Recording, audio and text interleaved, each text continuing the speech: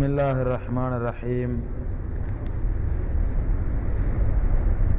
अल्हम्दुलिल्लाहि रब्बिल आलमीन वस्सलातु वस्सलामु अला सय्यिदिल मुरसलीन व अला आलिहि वस्हाबिहि अजमाइन अम्मा बाद.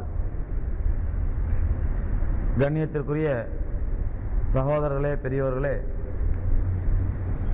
எம்பெருமானார் ஸல்லல்லாஹு அலைஹி வஸல்லம் அவர்களுடைய சத்திய சஹாபாக்களின் வாழ்க்கை வரலாற்று தொடரிலே இன்றைய தினம் நாம் ஒரு சஹாபி அவர்களின் வாழ்க்கை வரலாற்றை இன்ஷா அல்லாஹ் பார்க்க இருக்கின்றோம். சகோதரர்களே, அந்த சஹாபி ரலியல்லாஹு அன்ஹு அவர்கள் அல்லாஹ் சுப்ஹானஹு வ தஆலா எவ்வளவு பெரிய மகத்துவத்தையும் சிறப்பையும் அன்னாருக்கு வழங்கியிருந்தான் என்றால், பிறப்பதற்கு முன்பே, பிறக்கும் பொழுதே முஸ்லிமாக பிறந்து பருவமடைவதற்கு முன்னாலேயே பெருமானார் ஸல்லல்லாஹு அலைஹி வஸல்லம் அவர்களை இழந்த அந்த சஹாபி பிறக்கும் பொழுதே முஸ்லிமாக பிறக்கின்றார்கள். ஆனால் இவர்கள் பருவமடைந்து விவரம் தெரிவதற்கு முன்னாலேயே பெருமானார் ஸல்லல்லாஹு அலைஹி வஸல்லம் இவர்களை விட்டு பிரிந்து சென்று விடுகிறார்கள். அப்படிப்பட்ட சஹாபி. ஆனால் பெருமானார் ஸல்லல்லாஹு அலைஹி வஸல்லம் அவர்களை சந்தித்தது, அன்னாரோடு பழகியது, அன்னாரோடு வாழ்ந்தது எல்லாமே 13 வயதுக்குள்ளாகத்தான். மிக மிக சொற்ப வயசில்தான், சிறுவனாக, சிறுவில்லை என்று சொல்வதை விட சிறுவனாக இருக்கும் பொழுதுதான் பெருமானார் ஸல்லல்லாஹு அலைஹி வஸல்லம் பழகினார்கள், பெருமானாரோடு பேசினார்கள், பெருமானாரோடு வாழ்ந்தார்கள். ஆனால் சகோதரர்களே, பெருமானார் ஸல்லல்லாஹு அலைஹி வஸல்லம் அவர்களுடைய ஹதீஸ்களை அறிவிப்பதில் இந்த சஹாபிக்கு 4வது இடம் வழங்கப்பட்டிருக்கிறது. பெருமானார் ஸல்லல்லாஹு அலைஹி வஸல்லம் அவருடைய ஹதீஸ்களை, அவர்கள் சொன்ன ஒவ்வொரு உபதேசத்தையும், செய்து காட்டிய ஒவ்வொரு வாழ்க்கையினுடைய அம்சத்தையும் அப்படியே உள்ளத்தில் மனனம் செய்து பின்வரக்கூடிய உம்மத்தினருக்கு இவர்கள் மக்களுக்கு உபதேசம் செய்தது, அந்த ஹதீஸை அறிவிப்பு செய்ததில் இவர்களுக்கு 4வது இடம் கிடைக்கிறது. அதிகமாக ஹதீஸ்களை செய்த சஹாபிகளில் 4 பேரில் இவர்கள் 4வது ஆள் என்ற ஒரு அந்தஸ்து கிடைக்கின்றது. அவர்கள்தான் ஹதரத் அப்துல்லாஹ் இப்னு அப்பாஸ் ரலியல்லாஹு தஆலா அன்ஹு அவர்கள். சகோதரர்களே, அப்துல்லாஹ் இப்னு அப்பாஸ் ரலியல்லாஹு தஆலா அன்ஹு அவர்கள் பெருமானார் ஸல்லல்லாஹு அலைஹி வஸல்லம் அவர்கள் நபித்துவம் கிடைத்து, நபிப்பட்டம் கிடைத்து மதீனாவுக்கு ஹிஜ்ரத் செய்வதற்கு முன்பாக, மதீனாவுக்கு ஹிஜ்ரத் செய்வதற்கு முன்னால் 3 ஆண்டுகளுக்கு முன்பு ஹஜ்ரத் அப்துல்லாஹ் இப்னு அப்பாஸ் ரலியல்லாஹு தஆலா அன்ஹு பிறக்கின்றார்கள். அப்துல்லாஹ் இப்னு அப்பாஸ் இவர்களை இப்னு அப்பாஸ் என்று அழைப்பது பிரபலம். அப்பாஸுடைய மகன், அப்பாஸுடைய மகன் என்ற பொருளிலே இப்னு அப்பாஸ், இப்னு அப்பாஸ் என்று தான் பெரும்பாலும் அழைக்கப்படும். ஆக நாம் அதே பெயரிலேயே அவர்களை சொல்வோம். ஹஜ்ரத் இப்னு அப்பாஸ் ரலியல்லாஹு தஆலா அவர்கள் பெருமானார் ஸல்லல்லாஹு அலைஹி வஸல்லம் அவர்கள் பிறப்பதற்கு, ஹிஜ்ரத் செய்வதற்கு 3 ஆண்டுகளுக்கு பின்னால் மக்காவிலே பிறக்கின்றார்கள். சகோதரர் இப்னு அப்பாஸ் ரலியல்லாஹு ரசூலுல்லாஹி ஸல்லல்லாஹு அலைஹி வஸல்லம் யாரு? ஒன்றிவிட்ட சகோதரர், அதாவது தன்னுடைய சிறிய தந்தையின் மகன். என்றால் அப்பாஸ் ரலியல்லாஹு தஆலா அன்ஹு ரசூலுல்லாஹி ஸல்லல்லாஹு அலைஹி வஸல்லம் அவர்களுடைய சிறிய தந்தை. ஏற்கனவே நம்ம கேள்விப்பட்டிருப்போம், பெருமானார் ஸல்லல்லாஹு அலைஹி வஸல்லம் அவர்கள் பிறந்த உடனேயே அபூ தாலிப், பெருமானார் ஸல்லல்லாஹு அலைஹி வஸல்லம் அப்துல் முத்தலிப், பெருமானாருடைய பாட்டனார் அப்துல் முத்தலிப் அவர்கள் பெருமானார் ஸல்லல்லாஹு அலைஹி வஸல்லம் அவர்களை பிறந்த உடனே குழந்தையா கையில ஏந்திட்டு வர்றாங்க. அப்ப ஏந்தி வீட்டுக்குள்ள கொண்டு வரும் பொழுது வீட்டு வாசல்ல யார் நிக்கிறாங்கன்னா அப்பாஸ் நிக்கிறாரு. யாரே? அப்துல் முத்தலிபுடைய மகன், 3-4 வயசு அப்பாஸ் வீட்டு வாசல்ல நிக்கிறாரு. அப்ப அப்துல் முத்தலிப் என்ன சொல்றாங்கன்னா, இந்தா உன்னுடைய சகோதரனை முத்தமிட்டுக்கொள் அப்படின்னு சொல்லி கொடுக்குறாரு. பெருமானார் ஸல்லல்லாஹு அலைஹி வஸல்லம் அவர்களை முதலாக முத்தமிட்ட பாக்கியம் ஹஜ்ரத் அப்பாஸ் ரலியல்லாஹு தஆலா அவர்களுக்கு தான் கிடைச்சதுங்கிறத ஏற்கனவே நம்ம உங்களுக்கு சொல்லி இருக்கிறோம். அந்த அப்பாஸ் ரலியல்லாஹு தஆலா வந்து பெருமானார் ஸல்லல்லாஹு அலைஹி வஸல்லம் சிறிய தகப்பனார், அதாவது தன்னுடைய தகப்பனாருடைய தம்பி. அந்த அப்பாஸ் ரலியல்லாஹு தஆலாவுடைய மகன் தான் அப்துல்லாஹ் இப்னு அப்பாஸ் ரலியல்லாஹு அன்ஹு அவர்கள். அதாவது சின்னத்தா மகன், நபி ஸல்லல்லாஹு அலைஹி வஸல்லம் சின்னத்தா மகன் ஹஜ்ரத் இப்னு அப்பாஸ் ரலியல்லாஹு அன்ஹு. இவர்கள் பெருமானார் ஸல்லல்லாஹு அலைஹி வஸல்லம் மதீனாவுக்கு ஹிஜ்ரத் செய்வதற்கு 3 ஆண்டுகளுக்கு முன்பாக பிறக்கின்றார்கள். இவர்களுடைய தாயுடைய பெயர் உம்முல் ஃபதல் ரலியல்லாஹு அன்ஹா. உம்முல் ஃபதல் ரலியல்லாஹு அன்ஹா இவங்க இஸ்லாத்தை ஏத்துக்கிட்டாலும் கூட அப்பாஸ் அவர்கள் ரொம்ப காலமா இஸ்லாத்தை ஏத்துக்காம இருக்கிறாங்க. மனைவி இஸ்லாத்தை ஏற்றுக்கொண்டார்கள், ஆனால் கணவர் இஸ்லாத்தை ஏத்துக்கல. இந்த சூழ்நிலையில தான் இப்னு அப்பாஸ் ரலியல்லாஹு தஆலா அவங்களுக்கு பிறக்கிறாங்க. சகோதரர்களே, பெருமானார் ஸல்லல்லாஹு அலைஹி வஸல்லம் அவர்களுக்கு உம்முல் ஃபதல் அவர்கள் தனக்கு குழந்தை பிறந்த செய்தியை சொல்லி அனுப்புறாங்க. குழந்தை பிறந்த செய்தி ரசூலுல்லாஹி ஸல்லல்லாஹு அலைஹி வஸல்லம் தெரிஞ்ச உடனே நேரா குழந்தைய பார்க்கறதுக்காண்டி வர்றாங்க. வந்த உடனே பெருமானாருடைய சுன்னத் என்ன அப்படின்னு சொன்னா, எந்த ஒரு குழந்தையை பார்த்த உடனும், எந்த ஒரு பிறந்த குழந்தையை பார்த்த உடனே பெருமானார் ஸல்லல்லாஹு அலைஹி வஸல்லம் பேரிச்சம்பழத்தை கொண்டு வர சொல்லி அதை தங்களுடைய வாயால என்ன பண்ணுவாங்க, சமைப்பாங்க. தங்களுடைய வாயால அதை சோசி என்ன பண்ணுவாங்க, அதை கூழாக்கி அந்த பேரிச்சம்பழத்தை தன்னுடைய எச்சிலோடு கலந்து கூழாக்கி அந்த பிறந்த குழந்தையோட வாயில தடவுவாங்க. இது நபி ஸல்லல்லாஹு அலைஹி வஸல்லம் வளமை.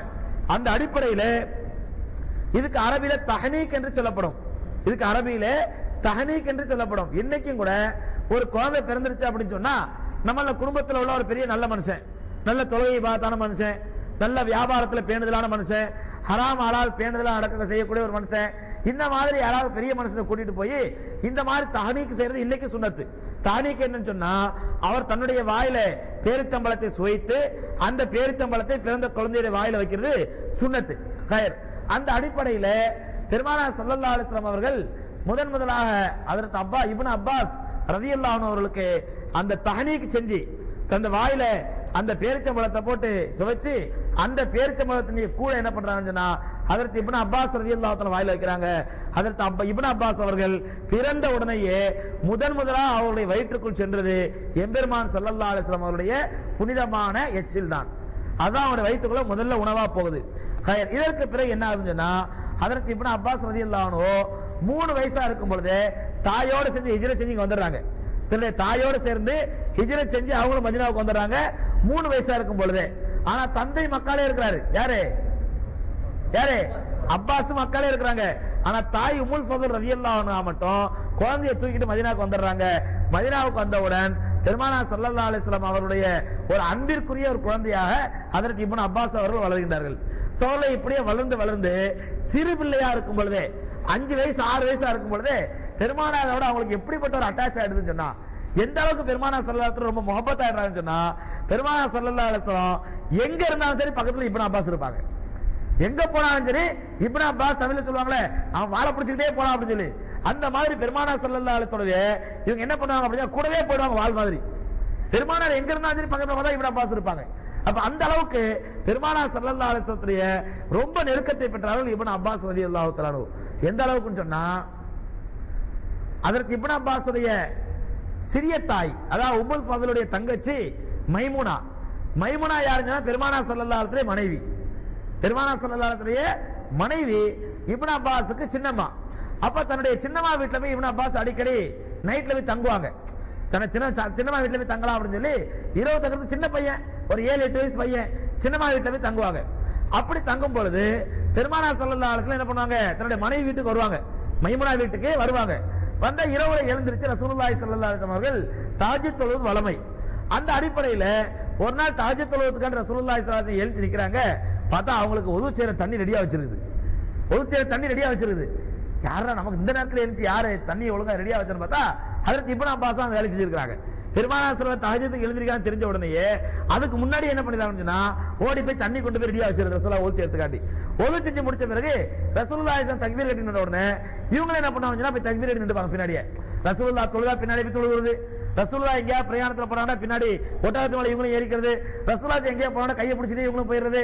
அப்ப எந்த அளவுக்கு பெருமானார் ஸல்லல்லாஹு அலைஹி வஸல்லம் ரொம்ப நெருக்கமாயிட்டாங்கன்னு சொன்னா, நபி ஸல்லல்லாஹு அலைஹி வஸல்லம் எங்க இருந்தாலும் கூட இப்னு அப்பாஸ் இருப்பாங்க என்ற அளவுக்கு பெருமானாரோட ரொம்ப நெருக்கத்தை ஏற்படுத்திட்டாங்க. அப்படி ஒரு நாள் பெருமானாருக்கு பின்னாடி தொழுதுட்டு இருக்கும் பொழுது இரவு நேரம் தஹஜ்ஜுத் தொழுறாங்க நபி ஸல்லல்லாஹு அலைஹி வஸல்லம். அப்ப இப்னு அப்பாஸ் என்ன பண்றாங்கன்னு சொன்னா, நபி ஸல்லல்லாஹு அலைஹி வஸல்லம் பின்னாடி இடது பக்கமா போய் நிக்காரு தக்பீர் கட்டிக்கிட்டு. ரசூலுல்லாஹ் தக்பீர் கட்டிடுறாங்க, இவங்க பின்னாடி தக்பீர் கட்டிட்டு இடது பக்கமா போய் நின்றாரு சின்ன பிள்ளை.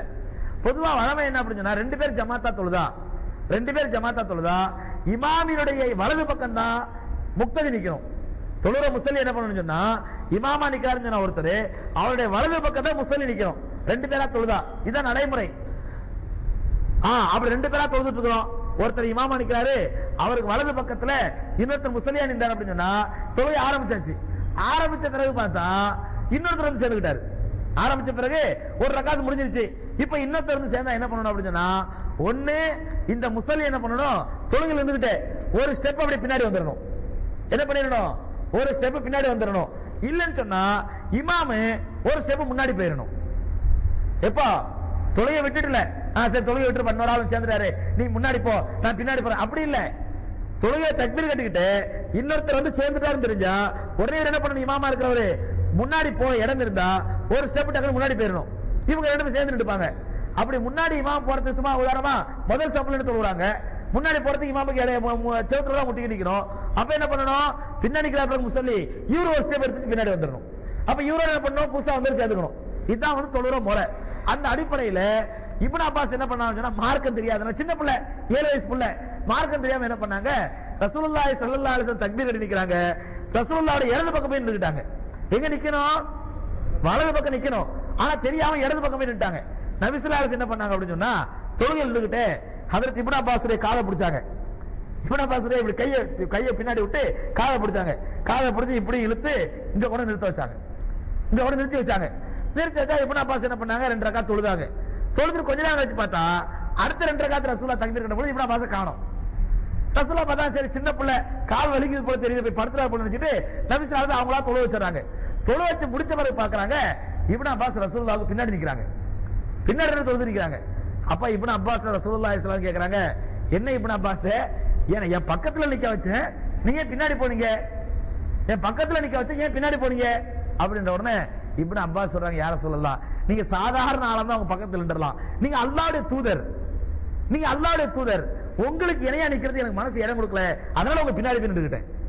உங்களுக்கு இணையா நிக்கிறதுக்கு உங்களுக்கு பக்கத்துல உங்களுக்கு சமமா நிக்கிறதுக்கு எனக்கு இடம் கொடுக்கல, அதனால உங்க பின்னாடி நின்றுட்டேன் அப்படின்னு சொல்லி இப்னு அப்பாஸ் ரலியல்லாஹு தஆலா சொன்ன உடனே பெருமானார் ஸல்லல்லாஹு அலைஹி வஸல்லம் அந்த சிறு பிள்ளைக்கு இருக்கக்கூடிய ஞானத்தை நினைச்சு சந்தோஷப்படுறாங்க. அதாவது எவ்வளவுதான் ரசூலுல்லாஹி ஸல்லல்லாஹு அலைஹி வஸல்லம் பழகினா கூட பெருமானார் மேல அந்த மரியாதை, அந்த இஸ்ஸத், அந்த கண்ணியம் கொஞ்சம் குறையாத இப்னு அப்பாஸ் ரலியல்லாஹு தஆலா. அப்ப என்ன பண்றாங்க இப்னு அப்பாஸ், ரசூலுல்லாஹி ஸல்லல்லாஹு அலைஹி வஸல்லம் இப்னு அப்பாஸுடைய அந்த மரியாதையும் இஸ்ஸத்தையும் பார்த்துட்டு அவங்களுக்காண்டி ரொம்ப துஆ செய்றாங்க. அல்லாஹும்ம ஆத்திகில் ஹிக்மத, யா அல்லாஹ் இந்த சின்ன புள்ள 7 வயசு புள்ள இவ்வளவு அழகா இவ்வளவு அறிவோடு பேசுது, யா அல்லாஹ் இதன் அறிவை நீ வளர்ப்பாயாக. அல்லாஹும்ம ஆத்திகில் ஹிக்மத, யா அல்லாஹ் இவருக்கு அதிகமாக அறிவை கொடுப்பாயாக. வஅல்லிமுஹு தஅவீல் கிதாபி, குர்ஆனுடைய ஞானத்தை எல்லாம் இவருக்கு வழங்குவாயாக அப்படின்னு சொல்லி ரசூலுல்லாஹி ஸல்லல்லாஹு அலைஹி வஸல்லம் தஹஜ்ஜுத் தொழுத பிறகு அவங்களுக்காக ரொம்ப உருக்கமா துஆ செய்றாங்க. சகோதரர்களே, பெருமானார் ஸல்லல்லாஹு அலைஹி வஸல்லம் மனம் மகிழ்ந்து செய்யக்கூடிய ஒரு துஆ, மனம் மகிழ்ந்து செய்யக்கூடிய ஒரு துஆ எப்படிப்பட்ட ஒரு சிறந்த விளைவை பின்விளைவை ஏற்படுத்துது அப்படின்னு சொன்னா, பின்னால சகோதரர்களே ஹஜ்ரத் அப்துல்லாஹ் இப்னு அப்பாஸ் ரலியல்லாஹு தஆலா அவர்களை போன்ற ஒரு சிறந்த மார்க்க அறிஞர் இந்த உம்மத்திலே கிடையாது என்று சொல்லக்கூடிய அளவுக்கு மார்க்க ஞானத்தை தேர்ச்சி பெற்றிருந்தாங்க. அவங்கள மாதிரி சிறந்த மார்க்க அறிஞர் இந்த உம்மத்திலே கிடையாது. ஹஜ்ரத் இப்ப ரசூலுல்லாஹி ஸல்லல்லாஹு அலைஹி வஸல்லம் ஹைபுர் ஹாதிஹில் உம்மா, இந்த உம்மத்தினுடைய தலை சிறந்த மார்க்க அறிஞர் போட்டுறாங்க. யார? ஹஜ்ரத் ரசூலுல்லாஹி ஸல்லல்லாஹு அலைஹி வஸல்லம் வஃபாத் ஆகும் பொழுது இப்னு அப்பாஸுக்கு 13 வயசு. பெருமானார் வஃபாத் ஆகும் பொழுது இப்னு அப்பாஸுக்கு 13 வயசு. அப்ப ரசூலுல்லாஹி ஸல்லல்லாஹு அலைஹி இப்னு அப்பாஸ் ரலியல்லாஹு அன்ஹு ஹிப்ரு ஹாதிஹில் உம்மா, இந்த உம்மத்தினுடைய தலை சிறந்த ஆலிம் என்று வர்ணிச்சிட்டாங்கன்னு சொன்னா அப்ப எத்தனை வயசுல வர்ணிச்சிருப்பாங்க? 13 வயசுக்கு முன்னாடி. 13 வயசுக்கு முன்னாடி. அப்ப அந்த சின்ன வயசுல பெருமானார் ஸல்லல்லாஹு அலைஹி வஸல்லம் இது பக்தி வச்சிருந்தாங்க, மரியாதை வச்சிருந்தாங்க. அல்லாஹ் சுப்ஹானஹு வ தஆலா அவர்களுக்கு ஞானத்தை கற்றுக் கொடுத்தான். ஒரு நேரத்துல ரசூலுல்லாஹி ஸல்லல்லாஹு அலைஹி வஸல்லம் சபையில சஹாபாக்கள் எல்லாம் உட்கார்ந்திருக்காங்க. சஹாபாக்கள் உட்கார்ந்திருக்காங்க. பொதுவாக நபி ஸல்லல்லாஹு அலைஹி வஸல்லம் வளமை என்ன அப்படின்னு சொன்னா, சஹாபாக்களோட உட்கார்ந்திருக்கும் பொழுது அப்படியே சஹாபாக்கள் அப்படியே கையை கட்டிக்கிட்டு அப்படியே கூனி குறுகி போய் உட்கார்றது, ரசூலுல்லாஹ் அப்படியே நல்லா 4 அடி உயரத்தை மெத்த போட்டு அதுல காலை நீட்டிக்கிட்டு கை அமுக்க 2 பேர் கால் அமுக்க 2 பேர் அப்படி தலைவாயை சாஞ்சிக்கிட்டு இப்படி உட்கார்றது ரசூலுல்லாஹி ஸல்லல்லாஹு அலைஹி வஸல்லம் வளமை அல்ல. பெருமானார் ஸல்லல்லாஹு அலைஹி வஸல்லம் சஹாபாக்களோட உட்கார்ந்தாங்கன்னு சொன்னா அப்படியே வட்டமா உட்காருவாங்க, கூட்டமா கூட்டமா சேர்ந்து உட்காருவாங்க. யாராவது புது ஆள் வந்தாருன்னு சொன்னா ரசூலுல்லாஹ் யாரு சஹாபி யாருன்னு தெரியாது, ரசூலுல்லாஹி ஸல்லல்லாஹு அலைஹி வஸல்லம் யாரு சஹாபி யாரு வித்தியாசம் தெரியாது. இன்னைக்கு நாம உட்கார்றோம், இப்போ ஒரு முஸல்லால ஒரு முஹல்லால உள்ள ஒரு 10-15 முஸல்லிகள் உட்கார்ந்து இருக்காங்க. அந்த முஹல்லாவுடைய இமாமும் உட்கார்ந்து இருக்காரு. அப்ப அந்த இமாம் யாரும் தெரியுமா தெரியாதா? மக்களுக்கு தெரியுமா தெரியாதாங்க? ஒருத்தர் புதுசா வர்றாரு, ஒருத்தர் ஓரமா உட்கார்ந்து இருக்காரு. அஸ்ஸலாமு அலைக்கும் இமாம் சாப், நான் இமாம் இல்லங்க அவருங்க அப்படி என்னைக்கா நடந்திருக்குதா? இமாம் சாப் யாருன்னு பளிச்சுன்னு தெரியும். ஆனா ரசூலுல்லாஹி ஸல்லல்லாஹு அலைஹி வஸல்லம் காலத்துல புதுசா ஒருத்தர் சபைக்கு வர்றாருன்னு சொன்னா ரசூலுல்லாஹி ஸல்லல்லாஹு அலைஹி வஸல்லம் யாரு, சஹாபாக்கள் யாருன்னு வித்தியாசம் தெரியாது. அப்ப என்னங்க காரணம்? என்ன காரணம் அப்படின்னு சொன்னா, இன்னைக்கு நம்ம முஹல்லால 15 பேர் 20 பேர் உட்கார்ந்துருக்காங்கன்னு சொன்னா 15 பேர் தாடி இல்லாம இருப்பாங்க, இமாம் மட்டும் தாடியோட இருப்பாரு. அதனால வித்தியாசம் தெரிஞ்சிடும். ஆனா ரசூலுல்லாஹி ஸல்லல்லாஹு அலைஹி காலத்துல நபி ஸல்லல்லாஹு அலைஹி வஸல்லம் எந்த அளவுக்கு தாடி வைத்திருப்பார்களோ அதே அளவுக்கு சஹாபாக்கள் தாடி. நபி ஸல்லல்லாஹு அலைஹி எந்த அளவுக்கு தலப்பா கட்டிருப்பாங்களோ அதே அளவுக்கு சஹாபாக்கள் தலப்பா. நபி ஸல்லல்லாஹு அலைஹி எப்படிப்பட்ட ஆடை அணிவார்களோ அதே மாதிரி ஆடை சஹாபாக்கள். அப்ப என்ன ஆகாது? வித்தியாசமே தெரியாது. யார் சஹாபி யார் ரசூலுல்லாஹ்னு சொல்லி வித்தியாசமே தெரியாது. எத்தனை நேரங்களில் பெருமானார் ஸல்லல்லாஹு அலைஹி பள்ளியாசல்ல உட்கார்ந்துருக்காங்க. அப்போ ஒரு காட்டரபி வராரு, ரசூலுல்லாஹி ஸல்லல்லாஹு அலைஹி பார்க்கிறதுக்காண்டி வராரு. உள்ள வந்து மன் முஹம்மது ஃபீக்கும், மன் முஹம்மது ஃபீக்கும், உங்களை முகமது யாரு ஸல்லல்லாஹு அலைஹி வஸல்லம், உங்களை முகமது யாரு என்று பெருமானார் ஸல்லல்லாஹு அலைஹி வஸல்லம் அவர்களை பேரை சொல்லி என்ன பண்ணாரு, யார் யாருன்னு கேட்டாரு. ஏன்னா நபி ஸல்லல்லாஹு அலைஹி வஸல்லம் யாரு சஹாபி யாருன்னு அவருக்கு தெரியல. அப்பதான் சஹாபாக்கள் சொன்னாங்க, இந்த உட்கார்ந்துருக்காங்க பாரு அவங்க தான் முஹம்மது ஸல்லல்லாஹு அலைஹி வஸல்லம் அப்படின்னு சொன்ன உடனே அவர் வந்து என்ன பண்ணாரு, பெருமானார் ஸல்லல்லாஹு அலைஹி வஸல்லம் முஸாஃபா செஞ்சாரு, இஸ்லாத்தை பத்தி தெரிஞ்சுக்கிட்டாரு. சோர்ல இங்க இடையில உங்கள்ட்ட ஒரு வேண்டுகோள் வைக்கிறேன். நம்ம அந்த சஹாபாக்களுடைய வரலாறு சொல்லக்கூடிய நேரத்தில் ரசூலுல்லாஹி ஸல்லல்லாஹு அலைஹி வஸல்லம் பேர் அடிக்கடி சொல்றோம். பெருமானார் ஸல்லல்லாஹு அலைஹி சொல்றாங்க, கஞ்சன்களிலேயே மோசமான கஞ்சன் யார் என்றால் என்னுடைய பெயரை கேட்டும் யார் ஸலவாத் சொல்லவில்லை அவன்தான். நமக்கு அந்த சபையில கலந்துக்கிறதுல பெரிய பாக்கியம் என்ன அப்படின்னு சொன்னா, பெருமானார் ஸல்லல்லாஹு அலைஹி வஸல்லம் பேர் அதிகமா கேட்கிறோம். ஒவ்வொரு தடவை கேட்கும் சகோதரர்களே சளைக்காம ஸலவாத் சொல்லுங்க. அப்படி நம்ம சளைச்சிட்டோம் அப்படின்னு சொன்னா நபி ஸல்லல்லாஹு அலைஹி வஸல்லம் கஞ்சர்களே மோசமான கஞ்சங்கிறாங்க. அந்த பேர் நமக்கு தேவையா? அதனால தயவு செஞ்சு நபி ஸல்லல்லாஹு அலைஹி வஸல்லம் பேரை கேட்கும் பொழுது உடனே ஸலவாத் சொல்லுங்க. கயர். அப்ப ரசூலுல்லாஹி ஸல்லல்லாஹு அலைஹி வஸல்லம் வந்த உடனே யார் உங்கள முஹம்மது ஸல்லல்லாஹு அலைஹி வஸல்லம் கேட்ட உடனே சஹாபாக்கள் காட்டுறாங்க, இவர்தான் எங்க முஹம்மது ஸல்லல்லாஹு அலைஹி வஸல்லம் சொன்ன உடனே அவர் வந்து உடனே ரசூலுல்லாஹி முஸாஃபா செய்றார் ஸல்லல்லாஹு அலைஹி வஸல்லம். எதுக்காக சொல்றேன் சகோதரர்களே, அந்த மாதிரி நபி ஸல்லல்லாஹு அலைஹி வஸல்லம் சபையில உட்கார்ந்தாங்கன்னு சொன்னா யார் நபி ஸல்லல்லாஹு அலைஹி வஸல்லம் யார் சஹாபாக்கள்னு சொல்லி வித்தியாசம் தெரியாது. அப்படி இருக்கும் பொழுது ஒரு நாள் சபையில உட்கார்ந்துருக்காங்க நபி ஸல்லல்லாஹு அலைஹி வஸல்லம். பெருமானாருடைய பொதுவான வளமை என்னன்னு சொன்னா, எந்த ஒரு பொருள் உதாரணமா சபையில உட்கார்ந்துருக்கும் பொழுது பொருள் உதாரணம் நம்ம உள்ள டீ கொடுத்துட்டு வருவோம். அப்ப டீ கொடுத்தா என்ன பண்ணுவோம், நம்மள்ட்ட அந்த சுன்னத்து அந்த நடைமுறை பெருமானாருடைய கலாச்சாரம் என்னன்னு தெரிஞ்சுக்கணும்னு ஆசைப்படுறதும் கிடையாது, அது செய்யற நடைமுறைப்படுத்துறதும் கிடையாது. எங்க இருந்தா கடைசியில ஆரம்பிச்சு வருவோம், அப்படியே இல்ல நடுவில் குறுக்குல ஆரம்பிக்கிறது. ஆனா பெருமானார் ஸல்லல்லாஹு அலைஹி வஸல்லம் வளமை என்னன்னு சொன்னா சபையினுடைய வலது பக்கத்திலிருந்து ஆரம்பிப்பாங்க. சபையினுடைய வலது பக்கத்திலிருந்து எந்த காரியத்தை ஆரம்பிப்பாங்க. உதாரணமா ஒரு அபிப்பிராயம் கேட்கிறோம், உங்க அபிப்பிராயம் என்னங்க, உங்க அபிப்பிராயம் என்னங்க, உங்க அபிப்பிராயம், இப்படிதான் என்ன பண்ணுவாங்க, நபி ஸல்லல்லாஹு அலைஹி வஸல்லம் வலது பக்கத்திலிருந்து ஆரம்பிப்பார்கள். இது பெருமானாருடைய நடைமுறை. அந்த அடிப்படையில வலது பக்கம் பாக்குறாங்க, நபி ஸல்லல்லாஹு அலைஹி வஸல்லம் ஒரு கோப்பையில பால் கொண்டு வந்து வைக்கப்படுது, அன்பளிப்பா பால் வருது. நபி ஸல்லல்லாஹு அலைஹி வஸல்லம் வளமை என்ன அப்படின்னு சொன்னா எந்த அன்பளிப்பு வந்தாலும் சரி எல்லாத்தையும் வயிறு நிறைய குடிச்சிட்டு அல்ஹம்துலில்லாஹ் சொல்லுங்க அப்படிங்க மாட்டாங்க. ஒரு முடக்கு அவங்க குடிச்சிட்டு உடனே சஹாபாக்களை கொடுத்துருவாங்க. அப்ப அந்த மாதிரி நபி ஸல்லல்லாஹு அலைஹி வஸல்லம் செய்யும் பொழுது வலது பக்கத்துல இருந்து ஆரம்பிப்பாங்க. ஆனா நபி ஸல்லல்லாஹு அலைஹி வஸல்லம் ஒரு உறுத்தல் என்னன்னு சொன்னா, வலது பக்கம் யார் உட்கார்ந்துருக்காங்க, ஹஜ்ரத் இப்னு அப்பாஸ் உட்கார்ந்துருக்காங்க. எத்தனை வயசு, 8 வயசு 10 வயசு பையன் உட்கார்ந்துருக்காங்க. அவருக்கு பக்கத்துல பார்த்தா ஹஜ்ரத் இப்னு உமர் உட்கார்ந்துருக்காங்க, அவருக்கு ஒரு 10-12 வயசு. ஹஜ்ரத் அபூபக்கர் ரலியல்லாஹு அன்ஹு பெரிய சஹாபி இடது பக்கம் உட்கார்ந்துருக்காங்க. அப்துல் ரஹ்மான் இப்னு அவுஃப் ரலியல்லாஹு அன்ஹு பெரிய சஹாபி இடது பக்கம் உட்கார்ந்துருக்காங்க. அப்ப நபி ஸல்லல்லாஹு அலைஹி வஸல்லம் உள்ளத்துல ஒரு ஆசை வருது, பெரியவங்களா இருக்கிற போது பெரிய பெரிய சஹாபாக்களா இருக்கும் போது அவங்களோட சின்ன பிள்ளைங்களுக்கு கொடுக்குறதா, சின்ன பிள்ளைங்களுக்கு கொடுக்குறதா அப்படி யோசிக்கிறாங்க. ஆனா நடைமுறை என்ன, சபை ஒழுக்கம் என்ன, வலது பக்கத்துல இருந்து ஆரம்பிக்கிற சபை ஒழுக்கம். அப்ப நபி ஸல்லல்லாஹு அலைஹி வஸல்லம் பாக்குறாங்க சபை ஒழுக்கத்தையும் கடைபிடிக்கணும், அதே நேரத்தில் பெரியவர்களுக்கு மரியாதை செய்யணும். அப்படிங்கிறதுனால என்ன பண்றாங்க, இப்னு அப்பாஸ் கேட்கறாங்க, இப்னு அப்பாஸ் பால் முறைப்படி உன்கிட்ட தான் ஆரம்பிக்கணும், முறைப்படி உரிமை யாருக்கு தான், உனக்கு தான். ஆனா பெரிய பெரிய சஹாபாக்கள் இடது பக்கம் உட்கார்ந்துருக்காங்க.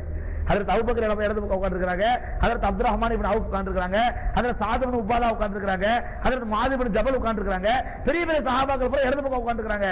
அதனால நீ சரின்னு சொன்னா சொல்லு, அவங்களுக்கு கொடுத்துறேன் பாலை, பெரியவங்களுக்கு வேற மரியாதை செய்யணும், அவங்களுக்கு கொடுக்குறேன் அப்படின்றாங்க. ஹஜ்ரத் இப்னு அப்பாஸ் கேட்கறாங்க, யார சொல்லலாம், நான் சரின்னு சொல்லாட்டா,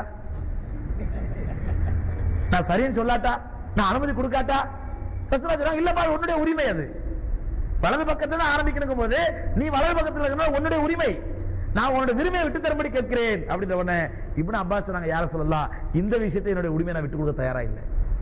ஏன்னு சொன்னா இந்த பாலுக்காக இல்லை, நீங்க வாய் வச்சு குடிச்சீங்க பாருங்க, அந்த எச்சிலுடைய பரக்கத்து எனக்கு வேணும், நீங்க வாய் வச்சு குடிச்ச பரக்கத்து எனக்கு வேண்டும். அந்த எச்சிலுடைய பரக்கத்தை நான் எவ்வளவு பெரிய சஹாபியா இருந்தாலும் சரி அவங்களுக்கு விட்டு கொடுக்க தயாரா இல்லை, அதனால கொடுங்க நான் தான் குடிப்பேன்னு சொல்லி வாங்கி ஹஜ்ரத் இப்னு அப்பாஸ் ரலியல்லாஹு குடிக்கிறாங்க. பெருமானார் ஸல்லல்லாஹு அலைஹி வஸல்லம் சிரிக்கிறாங்க.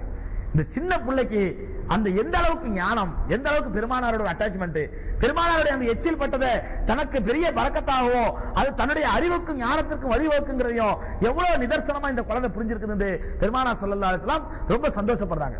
சகோதரர்களே, இப்படி பெருமானார் ஸல்லல்லாஹு அலைஹி வஸல்லம் அவங்களுடைய கூடவே வளர்ந்துகிட்டு இருக்கும் பொழுது ஒரு நாள் என்ன ஆகுது அப்படின்னு சொன்னா, பெருமானார் ஸல்லல்லாஹு அலைஹி வஸல்லம் சபைக்கு இப்னு அப்பாஸ் வர்றாங்க. வந்தா அதுல ஒரு வித்தியாசமான ஆள் இருக்கிறாங்க. பெருமானாருக்கு பக்கத்துல ஒரு வித்தியாசமான ஆள் உட்கார்ந்துருக்காரு. அப்ப இப்னு அப்பாஸ் பாக்குறாங்க, யாருடா இது, இவ்வளவு நாளா வராத ஆளா இருக்கிறாரு, இவ்வளவு நாள் ஆள் வந்தது இல்லையே, ஒரு வித்தியாசமான ஆளா இருக்கிறாருன்னு சொல்லி கிட்ட போய் பாக்குறாரு. இன்னும் வித்தியாசமா தெரியுது. சரி, யாரும் நம்ம எது கேட்பானே, எல்லாம் பெரியவங்களா உட்காந்துருக்காங்க, நம்ம சின்ன பிள்ளை ஏன் போது கேட்பானே யாருன்னு சொல்லி கம்முன்னு வந்துடுறாங்க. வந்து நேரம் தன்னுடைய தந்தை அப்பாஸ் ரலியல்லாஹு வர்றாங்க. வந்து சொல்றாங்க, இப்னு அப்பாஸ், தந்தை நான் ரசூலுல்லாஹி சபைக்கு போயிருந்தேன், அங்க ஒரு வித்தியாசமான ஆள் உட்காந்துருக்காரு. ரசூலுல்லாஹி பக்கத்துல, நபி ஸல்லல்லாஹு அலைஹி பக்கத்துல ஒரு வித்தியாசமான ஆள் உட்கார்ந்திருக்காரு, அவர் யாருன்னு தெரியல அப்படின்னு சொன்ன உடனே அட போடா பொடி பையா, யாரா பார்த்திருப்பேன் அப்படின்னு கேர்லெஸ்ஸா விட்டுறாரு இப்னு அப்பாஸ். ரெண்டாவது நாள் போறாரு, ரெண்டாவது நாள் அதே உட்கார்ந்துருக்காரு. அப்ப இப்னு அப்பாஸ் ரலியல்லாஹு அன்ஹு இன்னும் ஆச்சரியமாயிடுது. நபி ஸல்லல்லாஹு அலைஹி பக்கத்துல நேத்து உட்கார்ந்து அதே ஆள் இன்னைக்கு உட்கார்ந்திருக்காரு. மறுபடியும் அத்தாடவே சொல்றாரு அப்பாஸ் ரலியல்லாஹு அன்ஹு. அப்பாஸ் என்ன பண்றாங்க, நேரா ரசூலுல்லாஹி ஸல்லல்லாஹு அலைஹி வந்தறாங்க. நேரா நபி ஸல்லல்லாஹு அலைஹி வந்துறாங்க.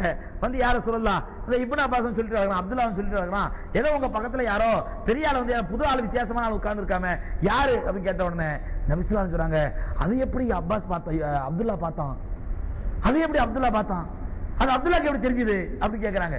என்ன யார சொல்ல, என்ன சொல்றீங்க அப்படின்னு சொன்ன உடனே ரசூலுல்லாஹி ஸல்லல்லாஹு அலைஹி சொல்றாங்க, 2 நாளா ஜிப்ரீல் என் பக்கத்துல வந்து உட்கார்ந்துட்டு இருந்தாரு. ஜிப்ரீல் தான் பக்கத்துல உட்கார்ந்துட்டு இருந்தாரு, வேற யாரும் இல்ல. அது மத்தவங்கள பார்க்காத போது அப்துல்லாஹ் கண்ணுக்கு மட்டும் எப்படி தெரிஞ்சது அப்படின்னு ரசூலுல்லாஹி ஸல்லல்லாஹு அலைஹி ஆச்சரியப்பட்டு அப்துல்லாஹ் இப்னு அப்பாஸ் ரலியல்லாஹு அன்ஹு கூப்பிட்டு தன்னோட சேர்த்து அணைச்சுக்கிட்டு அவங்களுக்காக இன்னும் அதிகமா துஆ செய்றாங்க. அப்ப அல்லாஹ்ட்ட உனக்கு ஏதோ பெரிய அந்தஸ்து இருக்குது, அல்லாஹ்ட்ட உனக்கு பெரிய மரியாதை இருக்குது, வேற எந்த சஹாபியோட கண்களுக்கு தெரியல, அல்லாஹ் உன்னுடைய கண்ணுக்கு மட்டும் ஜிப்ரீலை காட்டி கொடுத்திருக்கானே, அப்ப உனக்கு ஏதோ பெரிய மகிமை இருக்குதுன்னு சொல்லி பெருமானார் ஸல்லல்லாஹு அலைஹி வஸல்லம் அப்படியே அப்துல்லாஹ் இப்னு அப்பாஸ் ரலியல்லாஹு அன்ஹு வாரி அணைச்சு அவங்களுக்காக இன்னும் அதிகமா துஆ செய்றாங்க. இப்படி சகோதரர்களே, அப்துல்லாஹ் இப்னு அப்பாஸ் ரலியல்லாஹு அன்ஹு சஹாபாக்களுக்கு மத்தியிலும் நல்ல முஹப்பத்தோடும் நல்ல அன்போடும் நல்ல அறிவுத்திறனோடும் பேசினா ஒவ்வொரு வார்த்தையும் அப்படியே நச்சு நச்சு வந்து விழும். அந்த மாதிரி வார்த்தை, பேசக்கூடிய வார்த்தை அவ்வளவு அழகான வார்த்தை, பேசக்கூடிய வார்த்தை அப்படி ஞானத்தோட கூடிய வார்த்தை, இதெல்லாம் பார்த்து சஹாபாக்களே ஆச்சரியப்படுறாங்க. ரசூலுல்லாஹி ஸல்லல்லாஹு அலைஹி வஸல்லம் அவர்கள் காலம் வரை ஹஜ்ரத் இப்னு அப்பாஸ் ரலியல்லாஹு தஆலா அன்ஹு பெருமானார் ஸல்லல்லாஹு ஹயாத்தா இருந்தவரை பருவம் அடையாததுனால, ஏன்னா பெருமானாருக்கு பெருமானார் வஃபாத் ஆகும்போது இப்னு அப்பாஸ் ரலியல்லாஹு அன்ஹுக்கு 13 வயசு தான், 13 வயசு தான். ஆனா அதனால பருவம் அடையல. பருவம் அடையாதனால பெருமானார் ஸல்லல்லாஹு அலைஹி வஸல்லம் ஹயாத்தா இருந்தவரை எந்த போரிலுமே அவர்கள் கலந்து கொள்ளவில்லை. இப்னு அப்பாஸ் ரலியல்லாஹு அன்ஹு எந்த போர்லயுமே கலந்துக்கல. ஆனா எல்லாத்துக்கும் மேல சேர்த்து அல்லாஹ் சுப்ஹானஹு வ தஆலா அவருக்கு என்ன வாரி வழங்கிட்டான்னு சொன்னா, ஞானத்தையும் அறிவையும் குர்ஆனுடைய தஃப்சீரையும் சகோதரர்களே வாரி வழங்கிட்டான் ரப்பல் ஆலமீன். குர்ஆனுடைய தஃப்சீரை வாரி வழங்கிட்டான் அல்லாஹ். இன்னைக்கும் சகோதரர்களே, குர்ஆனுக்கு விளக்கம் சொல்றதா எந்த இமாமா இருந்தாலும் சரி, 1000 பேர் 1000 கருத்து சொன்னாலும் சரி, ஹஜ்ரத் இப்னு அப்பாஸுடைய கருத்து என்னன்னு பார்ப்பாங்க. இன்னைக்கு தஃப்சீர்கள்லயே நிறைய ஆயிரக்கணக்கான தஃப்சீர்கள் இருக்குது. குர்ஆன் தஃப்சீர், அதுல இப்னு கஸீர் என்று சொல்லக்கூடிய தஃப்சீர் மிக பிரபலமான தஃப்சீர், கேள்விப்பட்டிருப்போம். தஃப்சீர் இப்னு கஸீர் சொல்லக்கூடிய தஃப்சீர் இருக்குது, ரொம்ப பிரபலமான தஃப்சீர் மட்டுமல்ல, எல்லா உலகத்தில எல்லா அறிஞர்களாலும் ஒப்புக்கொள்ளப்பட்ட ஒரு தஃப்சீர், ரொம்ப நல்ல தஃப்சீர் இது அப்படின்னு ஒப்புக்கொள்ளப்பட்ட தஃப்சீர். அந்த தஃப்சீருக்கு ஏன் அவ்வளவு மகத்துவம் அப்படின்னு சொன்னா, ஒவ்வொரு ஆயத்துக்கு விளக்கம் கொடுக்கும் பொழுதும் ஹஜ்ரத் இப்னு அப்பாஸ் ரலியல்லாஹு தஆலாவுடைய கருத்தை கோட் பண்ணுவாரு. பாருங்க, இப்னு அப்பாஸ் ரலியல்லாஹு அன்ஹு அல்லாஹ் சமுதாயத்துல எந்த அளவுக்கு மரியாதை கொடுத்திருக்கான்னு சொன்னா, இப்னு அப்பாஸ் ரலியல்லாஹு அன்ஹு கருத்தை ஒருத்தர் கோட் பண்ணி குறிப்பிட்டு தஃப்சீர் எழுதுறாருங்கிறதுக்காண்டி அந்த தஃப்சீர் இந்த சமுதாயத்திலே ஒரு ஒப்புக்கொள்ளப்பட்ட மக்பூலான தஃப்சீர் ஆயிடுச்சு. சகோதரர்களே, அந்த அளவுக்கு இப்னு அப்பாஸ் ரலியல்லாஹு தஆலா அன்ஹுக்கு அல்லாஹ் வாரி வழங்கியிருந்தான் ஞானத்தை. இப்படியே இப்னு அப்பாஸ் ரலியல்லாஹு 13 வயசு 14 வயசுல நல்ல அறிவு ஞானம் உள்ளவங்களா இருக்காங்க. பெருமானார் ஸல்லல்லாஹு அலைஹி வஸல்லம் இருந்தவரை அவங்களை விட மாட்டாங்க. அவங்க அசஞ்சா உடனே குறிச்சு வச்சுப்பாங்க, அவங்க நிமிர்ந்தா உடனே குறிச்சு வச்சுப்பாங்க, அவங்க பேசுறத உன்னிப்பா கவனிப்பாங்க. பேசும்போது நபி ஸல்லல்லாஹு அலைஹி வஸல்லம் நாக்கு எப்படி அசையுது, கண்ணு எப்படி அசையுது, அவங்களுடைய முக பாவனை எப்படி ஏற்படுது, இதெல்லாம் உன்னிப்பா கவனித்து கவனித்து கவனித்து சகோதரர்களே, இன்னைக்கு சொல்றோம் பெரிய கம்ப்யூட்டர் மூலம் சொல்லி, அன்னைக்கு அந்த கம்ப்யூட்டர் மூலம் எல்லாம் தூக்கி சாப்பிடக்கூடிய அளவுக்கு இப்னு அப்பாஸ் ரலியல்லாஹு தஆலா அன்ஹு அல்லாஹ் சுப்ஹானஹு வ தஆலா ஞாபக சக்தியை கொடுத்திருந்தா ஆயிரக்கணக்கான ஹதீஸ்களை அறிவிச்சாங்க, மனனம் செஞ்சு ஆயிரக்கணக்கான ஹதீஸ்களை மனனம் செஞ்சு அறிவிச்சாங்க. இன்னைக்கு நாம ஒரு 2 வரி துஆ மனப்பாடம் பண்றதுக்குள்ள நாம படுற பாடு அல்லாஹ் அக்பர். ஒரு 2 வரி துவா, அல்ல 2 வரி ஆயத்து, அது அரபியில மனப்பாடம் பண்ணணும்னு சொன்னா நம்ம படுற பாடு கொஞ்சம் நெஞ்சம் இல்ல. இப்னு அப்பாஸ் ரலியல்லாஹு தஆலா ஆயிரக்கணக்கான ஹதீஸ்களை மனனம் செஞ்சு வச்சிருந்தாங்க உள்ளத்துல. அந்த அளவுக்கு அல்லாஹ் சுப்ஹானஹு வ தஆலா அவருக்கு அறிவையும் மனசக்தியும் ஞானத்தையும் கொடுத்திருந்தான். சகோதரர்களே, பெருமானார் ஸல்லல்லாஹு அலைஹி வஸல்லம் உடைய வஃபாத்துக்கு பிறகு இப்னு அப்பாஸ் ரலியல்லாஹு தஆலா என்ன பண்றாங்க அப்படின்னு சொன்னா, பெருமானாருடைய சஹாபாக்களுக்கு ரொம்ப மரியாதை கொடுக்குறாங்க. மூத்த சஹாபா, இவங்க சஹாபி தான், மூத்த சஹாபாக்களுக்கு, நல்ல அறிவு ஞானம் உள்ள சஹாபாக்களுக்கு ரொம்ப மரியாதை கொடுக்குறாங்க. ஒரு முறை என்ன பண்றாங்கன்னு சொன்னா, ஹஜ்ரத் இப்னு அப்பாஸ் ரலியல்லாஹு அன்ஹு சொல்றாங்க, நான் ஒரு சஹாபியோட வீட்டுக்கு போனேன், ரசூலுல்லாஹ்வுடைய ஒரு ஹதீஸை கேட்பதற்காக எனக்கு அதுல ஒரு சந்தேகம் இருந்துச்சு. நபி ஸல்லல்லாஹு அலைஹி வஸல்லம் ஹதீஸ்ல ஒரு சந்தேகம் இருந்துச்சு. அந்த சந்தேகத்தை நிவர்த்தி பண்றதுக்காக ஒரு மூத்த சஹாபி ரலியல்லாஹு தஆலா வீட்டுக்கு போனேன். வீட்டுக்கு போனா அங்க வீடு சாத்தி இருந்துச்சு. அவங்க பகல்ல லோஹருக்கு முன்னால் கைலுலா தூக்கம் என்று சொல்லக்கூடிய சுன்னத்தான தூக்கம் தூங்கிட்டு இருக்கான்னு கேள்விப்பட்டேன். உடனே நான் என்ன பண்ணேன், அவங்களுடைய வீட்டு திண்ணையிலே நானும் தலையை கைக்கு வச்சு தூங்க ஆரம்பிச்சிட்டேன். அப்ப அந்த நேரத்துல காற்று வீசுது, புழுதி எல்லாம் என் மேல, காற்று வீசுது, புழுதி எல்லாம் என் மேல, அழுக்கெல்லாம் என் மேல. இந்த நேரம் நான் அப்படியே படுத்திருக்கிறேன். கொஞ்ச நேரம் கழிச்சு லோஹர் தொழுகைக்காக வேண்டி அந்த சஹாபி வீட்டை கதவை திறந்துட்டு வெளியே வர்றாங்க. நான் படுத்திருந்ததை பார்த்தாங்க. லா ஹவுல வலா குவத்த இல்லா பில்லாஹ்.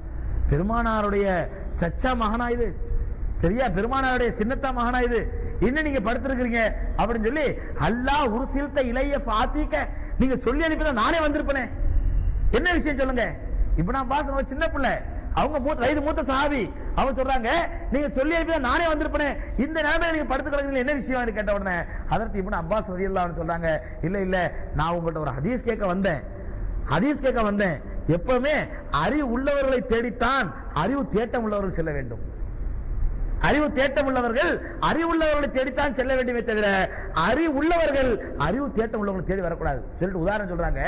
தாகித்தவர்கள் தான் கிணற்றை நோக்கி செல்ல வேண்டும், தாகித்தவர்கள் தாகம் எடுத்தவர்கள் தான் கிணற்றை நோக்கி செல்ல வேண்டும், கிணறாகிறது தாகித்தவர்களை நோக்கி வராது.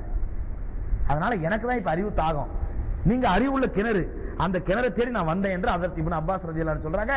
அந்த ஹதீஸை கேட்டுட்டு வர்றாங்க. அதற்கு பிறகு சகோதரர்களே, ஹஜ்ரத் ஸைத் இப்னு சாபித் ரலியல்லாஹு தஆலா அன்ஹு மிக பிரபலமான சஹாபி, கேள்விப்பட்டிருப்போம். பெருமானார் ஸல்லல்லாஹு அலைஹி வஸல்லம் நிறைய ஹதீஸ்களை மனனம் செய்த மிகச் சிறந்த ஒரு மார்க்க அறிஞரான சஹாபி ஹஜ்ரத் ஸைத் இப்னு சாபித் ரலியல்லாஹு தஆலா அன்ஹு. ஸைத் இப்னு சாபித்தை சந்திக்கிறதுக்காண்டி ஹஜ்ரத் இப்னு அப்பாஸ் போறாங்க. அவங்கள்ட்ட சில ஹதீஸ்களை கேட்டுட்டு மனப்பாடம் பண்ணிட்டு ஹஜ்ரத் ஸைத் இப்னு சாபித் வெளியே கிளம்புறாங்க. வெளியே கிளம்பின உடனே தான் ஏறி வந்த ஒட்டகத்தை, ஹஜ்ரத் இப்னு அப்பாஸ் தான் ஏறி வந்த ஒட்டகத்தை ஹஜ்ரத் ஸைத் இப்னு சாபித் கொடுத்துட்டு, ஸைத் இப்னு சாபித் அந்த ஒட்டகத்து மேல ஏறி உட்கார்ந்துறாங்க.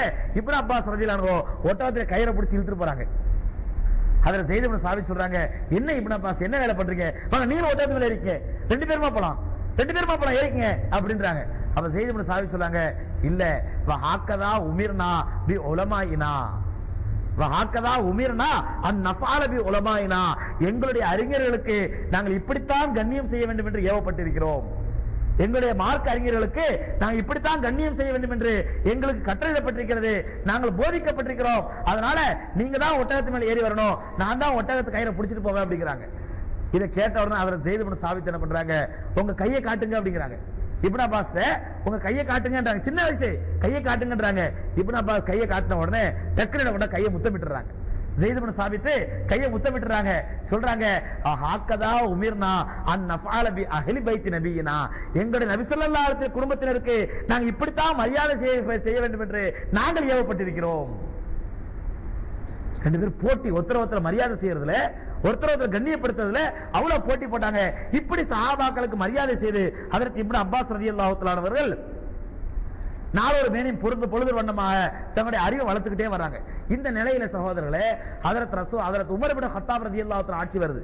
ஹஜ்ரத் உமர் இப்னு கத்தாப் ரலியல்லாஹு தஆலா ஆட்சி காலத்துல ஹஜ்ரத் இப்னு அப்பாஸ் ரலியல்லாஹு அன்ஹு அவர்களுக்கு வெறும் 17 வயசு. 17 வயசுல உமர் என்ன பண்ணுவாங்களா, ஏதாவது முக்கியமான விஷயத்துக்கு ஆலோசனை பண்ணணும்னு சொன்னா,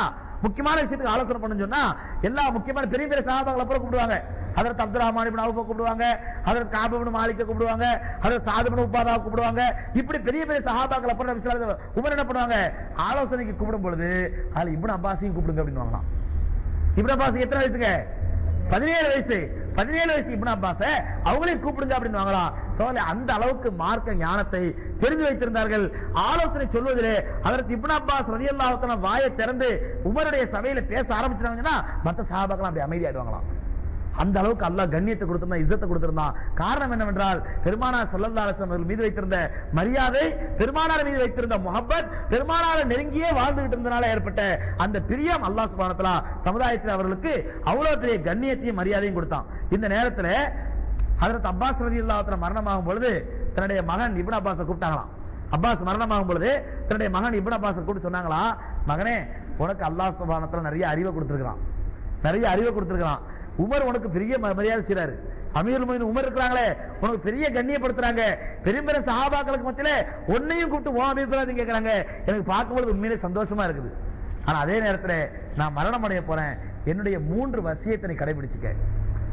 இந்த கண்ணியம் ஒன்று மரியாதை உனக்கு எப்போ கிடைக்கணும்னு சொன்னா என்னுடைய 3 வசியத்தை 3 உபதேசத்தை நீ கைப்பிடித்துக்கொள், பற்றி பிடித்துக்கொள் அப்படின்னு சொல்லிட்டு 3 வசியம் செய்றாங்களாம். அதற்கு இப்னு அப்பாஸ் சொல்றாங்க, நான் மரணிக்கும் வரை என்னுடைய தந்தை செஞ்ச வசியத்தை மறக்கவே இல்லை, என்னுடைய தந்தை எனக்கு செஞ்ச வசியத்தை நான் மறக்கவே இல்லை.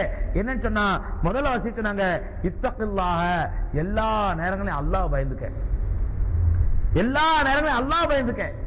தானி ஒரு அபிப்பிராயம் சொல்றதா இருந்தா இந்த அபிப்பிராயத்தினால் அல்லாஹ் என் மீது கோபப்படுவானா, அல்லாஹ் என் மீது திருப்திப்படுவானா அதை பார்த்துக்க.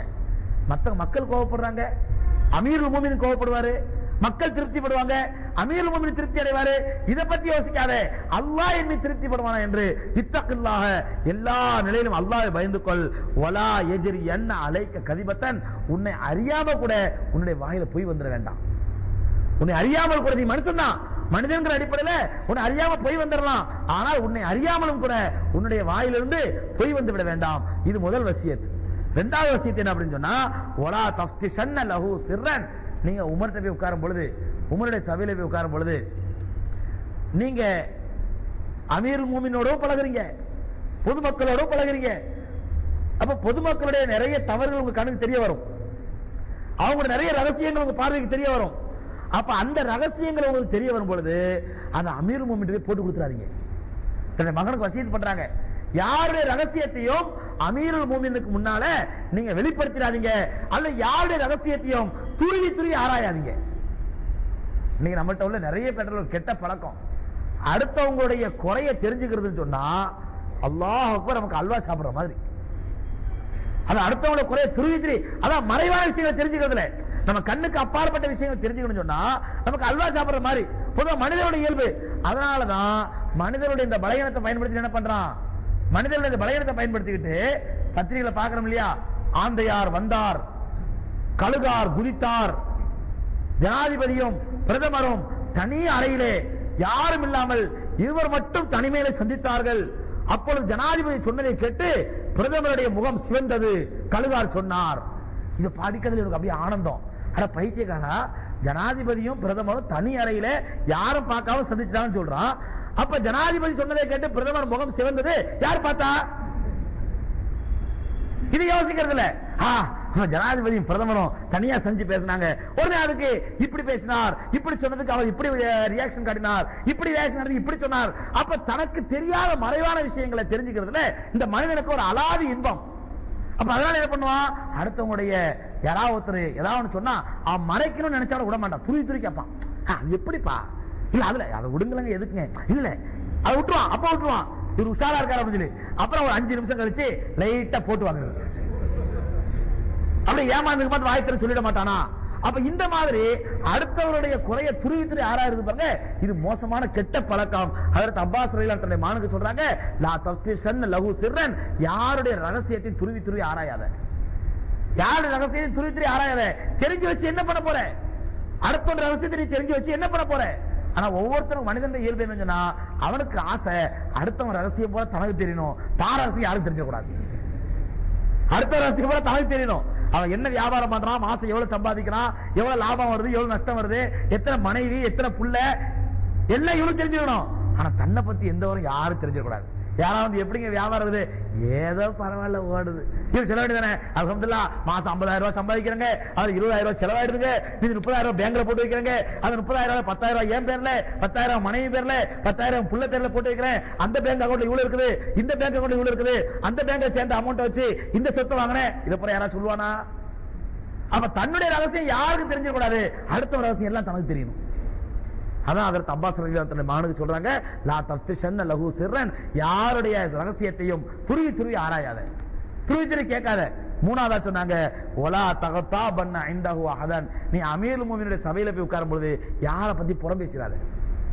அவர் இப்படிதாங்க ஆளு, எப்ப பார்த்தாலும் இப்படிதான் செஞ்சிட்டு இருப்பாரு, யாரை பத்தி புறம் பேசிடாத.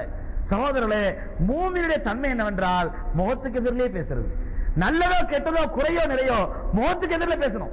நீங்க செஞ்சது சரியில்லைங்க, எனக்கு பிடிக்கலங்க, நீங்க செஞ்சது அல்லாஹ்வுடைய சட்டப்படி சரியில்லை, ரசூலுல்லாஹி ஹதீஸ் படி சரியில்லை, நீங்க செஞ்சது மார்க்க விளக்கப்படி சரியில்லை என்று எதை பேசுவதாக இருந்தாலும் நேருக்கு நேரா பேசுறதுதான் மூமினுடைய தன்மையை தவிர சகோதரர்களே பின்னாடி போய் பேசுறது மூமினுடைய தன்மை அல்ல. அது புறம் பேசுறது மூமினுடைய தன்மை அல்ல இது. ஆனா இன்னைக்கு நம்மள்ட்ட உள்ள பெரிய குணம் என்ன அப்படின்னு சொன்னா, அவர் நல்ல நல்ல அறிவாளிங்க, நல்ல இடம் பொருள் ஏவல் பார்த்து நடந்துப்பாரு. இடம் பொருள் எவ்வளவு அர்த்தம், முகத்துக்கு எதிர ஹஜியார் நீங்க எப்படிப்பட்ட ஆளா ஹஜியார் அப்படிங்கிறது, பின்னாடி அந்த ஆள் கிடக்குறான். அப்ப இந்த மாதிரி இந்த முனாஃபிக் தான் பாருங்க, நம்மள்ட்ட நிறைய பேர் நிரம்பி போய் கிடக்குது.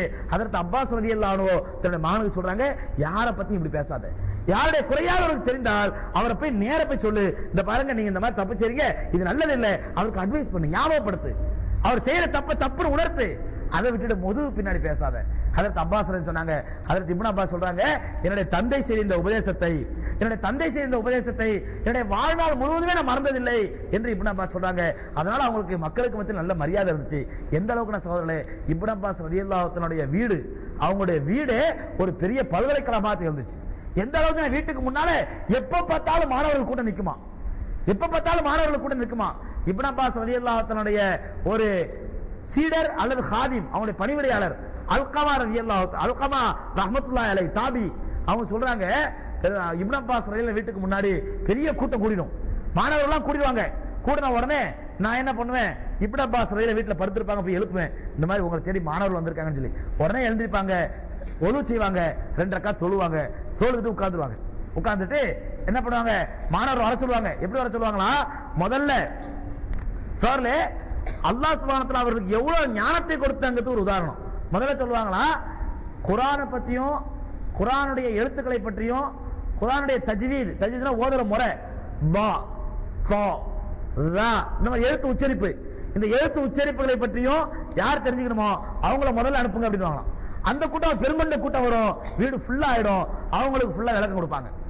எழுத்துக்களை எப்படி சொல்லணும், குர்ஆனுடைய எழுத்துக்களை எப்படி எழுதணும், குர்ஆனுடைய எழுத்துக்களை எப்படி உச்சரிக்கணும், தஜ்வீத்னா என்ன, தஜ்வீத் சட்டங்கள்னா என்ன, குர்ஆனை எந்த இடத்துல எப்படி நிறுத்தி ஓதணும், அதை பூரா கத்து கொடுப்பாங்களாம்.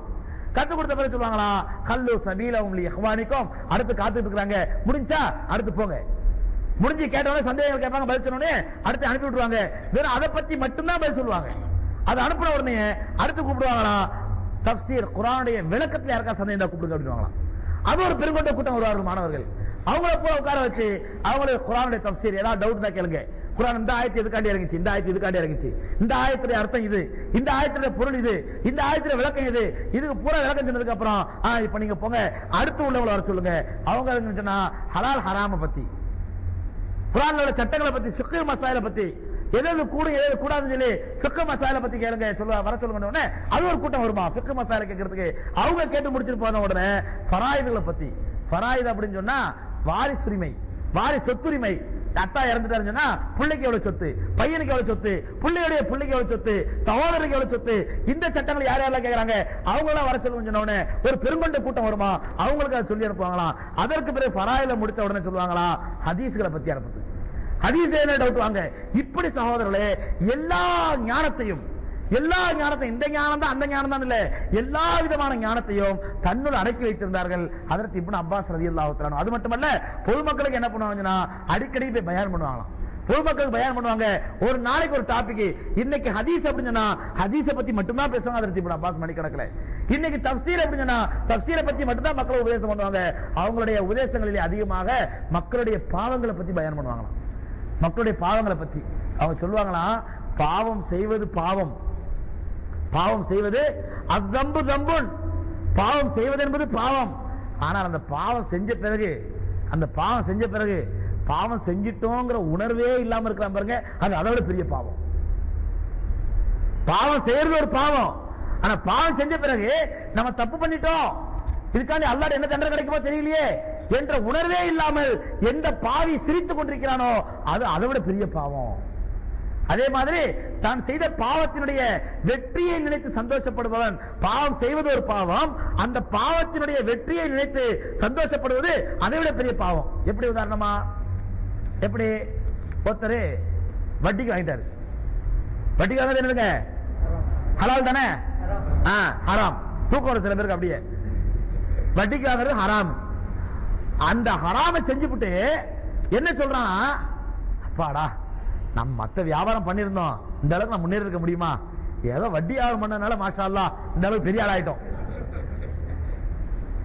நான் மட்டும் என் தம்பியை மாதிரி ஹலாலான அரிசி கடையோ சாப்பாடு கடையோ ஹோட்டல் கடையோ வச்சிருந்தேன்னா நான் இந்த அளவுக்கு முன்னேறிக்க முடியுமா, நான் அந்த நேரத்தில் வியாபாரத்தை போறா சாராய வியாபாரத்தில் முதலில் போறேன், நான் பெரிய ஆள் ஆயிட்டேன், என் தம்பி இன்னும் அதே மாதிரியே இருக்கிறான் அப்படின்னு தான் செய்த பாவத்தை நினைத்து ஒருத்தன் அதனுடைய வெற்றியை நினைத்து சந்தோஷப்படுவானேனால் அது பாவத்துக்கெல்லாம் பெரிய பாவம். அது அதே மாதிரி இப்னு அப்பாஸ் ரலியல்லாஹு சொல்லுவாங்களா, பாவம் செய்வது பாவம், பாவம் செய்வது பாவம், ஆனால் அந்த பாவத்தை செய்யாம விட்டுட்டமேன்னு சொல்லி வருத்தப்பட்டான்டா அது அதை விட பெரிய பாவம். அதாவது ஒருத்தன் வந்து தப்பு செஞ்சுட்டாங்க, ஒருத்தன் பாவம் பண்ணிட்டான், இவன் தப்பு செய்யல, இவன் பாவம் செய்யல, அவன் நினைக்கிறான் நாமளும் அவனை மாதிரி ஒரு சாராய கடை வச்சிருந்தா நேரம் எங்கேயோ போயிருக்கலாம், நம்ம நசீபு என்ன பண்ணோம் இப்படி இந்த கடையை வச்சு அப்படி நினைச்சான்டா அவன் பாவம் செய்வதோட பெரிய பாவம். அப்போ இப்படி ஹஜ்ரத் இப்னு அப்பாஸ் ரலியல்லாஹு அதிகமா பாவத்தை பற்றி மக்களுக்கு பயான் பண்ணுவாங்களாம். அது மட்டும் இல்ல சகோதரர்களே, ஒரு நேரத்தில் இப்னு அப்பாஸ் ரலியல்லாஹு தஆலா சொல்லக்கூடிய விளக்கம் இன்றைய நவீன அறிவியல் கூட ஒத்து வருது.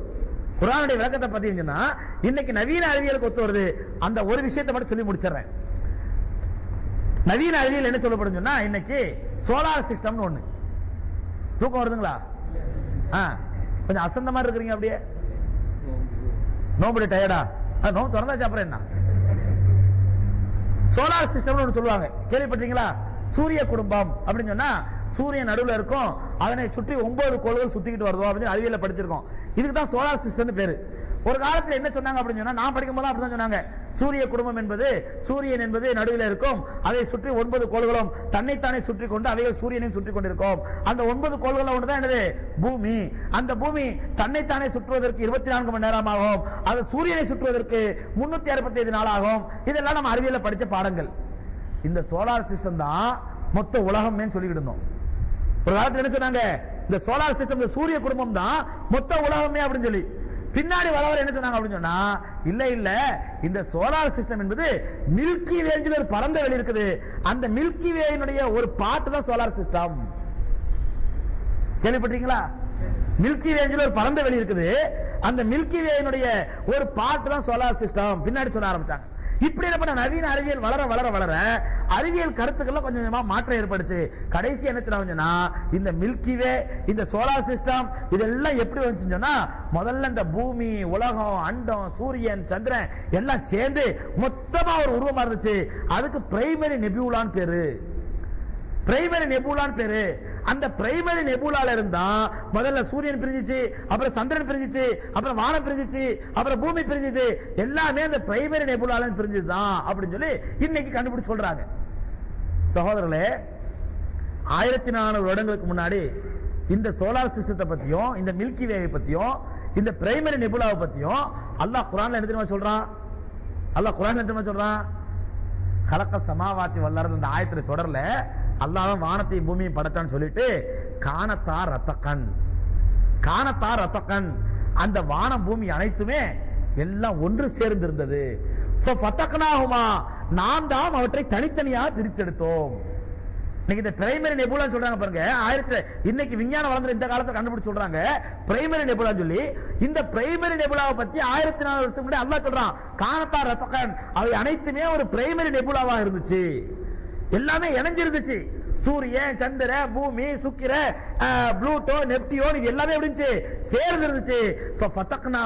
நாம் தான் அவற்றை தனித்தனியாக பிரித்தெடுத்தோம். இந்த ஆயத்து இன்னைக்கு நமக்கு விளங்குது. பிரைமரி நெபுலால இருந்து அல்லாஹ் மில்கி வே எடுத்தா, அந்த மில்கி வேல இருந்து சோலார் சிஸ்டத்தை எடுத்தா, அந்த சோலார் சிஸ்டத்தினுடைய ஒரு பாட்டு தான் சூரியன், அதனுடைய ஒரு பாட்டு தான் சந்திரன், அதனுடைய பாட்டு தான் பூமி. இப்ப நமக்கு தெரியுது. ஆனா சகோதரர்களே, அன்னைக்கு காலத்துல ஹஜ்ரத் இப்னு உமர் ரலியல்லாஹு தஆலா, உமர் ரலியல்லாஹு மகன் இப்னு உமர்ட்ட போய் சில நண்பர்கள் கேட்கறாங்க, இந்த ஆயத்துக்கு என்ன அர்த்தம்?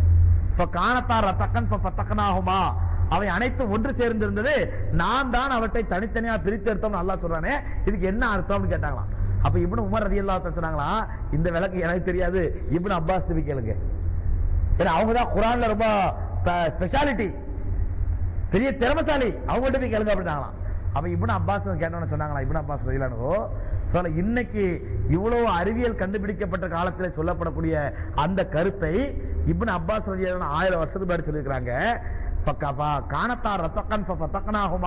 அந்த சூரியன் சந்திரன் பூமி எல்லாமே ஒன்றிணைந்தது, நான் தான் அவற்றை தனித்தனியா பிரித்தெடுத்து நல்லா சொல்றானே, இதுக்கு அர்த்தம் என்ன அப்படின்னு சொன்னா, வானமும் வானத்தில் உள்ள கோள்களும் அவங்க தெரியாது, அந்த காலத்துல கோள்கள் தெரியாதுல்ல, அதனால பொதுவாக வானமும் வானத்தில் உள்ளவைகளும் பூமியும் பூமியில் உள்ளவைகளும் மொத்தமா இணைஞ்சிருந்துச்சு சொன்னாலாம், மொத்தமா இணைஞ்சிருந்துச்சு. அப்ப வானத்திலிருந்து பூமிக்கு மழையும் பெய்யாது, பூமியில இருந்து செடி முளைக்கவும் செய்யாது. ஒன்னா இணைஞ்சிருக்குதுங்க, மழை எங்க பெய்யும், செடி எங்க முளைக்கும்? அப்ப அதனால வானத்திலிருந்து மழையும் பெய்யாது, பூமியில செடியும் முளைக்காது. பிறகுதான் அல்லாஹ் என்ன பண்ணான், ரெண்டையும் பிரிச்சு வானத்திலிருந்து மழையை பொழிய வைத்தான், பூமியிலிருந்து செடியை முளைக்க வைத்தான். இப்படித்தான் அல்லாஹ் பிரிச்சான் என்று ஹஜ்ரத் இப்னு அப்பாஸ் ரலியல்லாஹு சொன்னாங்களாம். சொல்ல அவங்களுக்கு 1400 வருஷத்துக்கு முன்னாடி அவங்க சொன்ன கருத்து இன்னைக்கு உள்ள அறிவியலோட ஒத்து போகுது. இப்படி இப்னு அப்பாஸ் ரலியல்லாஹு தஆலா அவர்கள் ஏராளமான ஞானம் கொடுக்கப்பட்டவர்களா இருந்தாங்க. சொல்ல அவ்வளோ ஞானம் இருந்தும் கூட அந்த ஞானமோ அந்த அறிவோ அல்லாஹ்வுடைய அச்சத்தை விட்டு அவர்களை தடுக்கவில்லை. இன்னைக்கு நம்மள நிறைய இளைஞர்களை பார்க்கிறோம், மார்க்கம் தெரிஞ்சுக்கணுங்கிற ஆசை இருக்குது, மார்க்கம் தெரிஞ்சுக்கணும் ஆசை இருக்குது. அதனால இப்படின்னா என்ன அர்த்தம், இப்படின்னா என்ன அர்த்தம், இப்படி செஞ்சா என்ன மசாலா, இப்படி செஞ்சா என்ன மசாலா. ஒரு 2 வாரத்துக்கு முன்னாடி, நோம்புக்கு ஒரு வாரத்துக்கு முன்னாடி ஒருத்தர் கேள்வி கேட்கிறாரு, ஹஜ்ரத் ஒரு சந்தேகம். என்ன சந்தேகங்க, ஒரு மனுஷன் பூமிக்கே வராம சந்திர மண்டலத்துக்கு மேல ராக்கெட்டை சுத்திக்கிட்டே இருக்கிறான், அங்கேயே வாழ்ந்துட்டு இருக்கிறான், அவன் எப்படி தொழுவான் அப்படின்னு கேட்டார். அவன் எப்படி தொழுவான் கேட்கிற கேள்வி. அப்ப நான் நீங்க எப்ப போக போறீங்க, நீங்க எப்ப அப்படி போக போறீங்க? இல்ல சும்மா பேச்சு கேட்டேன். ஏன் என்ன தேவை, இப்போ என்ன தேவை? இப்ப அவன் பூமிக்கே வரமாட்டானா, சந்திரமானே சுத்திட்டு இருப்பானா, அவன் எப்படி தொழுவான்? ஆனா பூமியில உள்ளவங்க எப்படி தொழுவான் அதை பத்தி யோசி. ஹயாத்தா இருக்கிறவன் பூமியில இருக்கிறவன் ஏன் தொழுவ மாட்டேங்கிறான் அதை பத்தி யோசி. இவர் சந்திரமண்டலத்தை சுத்திட்டு இருக்காரா, அவர் எப்படி தொழுவுறதான்? சரி, இந்த மாதிரி தேவையில்லாத கேள்விகள், இந்த மாதிரி ஒரு நண்பர் ஒருத்தங்கிட்ட வந்தாரு, அதுல ஸலவாத் ஓதுறோம்ல, ஆமாங்க, அதுல செய்யதுனான்னு சொல்லாம சொல்லக்கூடாதா? அல்லாஹும்ம ஸல்லி அலா சய்யிதினா நபியினா மௌலானாங்கறமே செய்யதுனான்னு சொல்லாம சொல்லக்கூடாதா? நான் கேட்டேன், நீங்க என்னங்க சொல்றீங்க? சொல்லக்கூடாது. அது தெரிஞ்சு நம்மள கேட்கிறாரு, எனக்கு தெரிஞ்சு பிச்சா உனக்கு தெரியுமா அப்படிங்கிற மாதிரி சொல்லக்கூடாது. சரிங்க, நானும் ஒத்துக்கிறேங்க, சொல்லக்கூடாது. செய்யதுனான்னு சொல்லக்கூடாது. நீங்க செய்யதுனான்னு சொல்லாம ஒரு நாளைக்கு எத்தனை ஸலவாத் ஓதுறீங்க? அது அடுத்த பிரச்சனை, அதான் பிரச்சனை. அப்ப என்ன தெரிஞ்சிருக்குமோ அது அமல் செய்யறது இல்லை, என்ன தெரிஞ்சிருக்கும் அது அமல் செய்யல.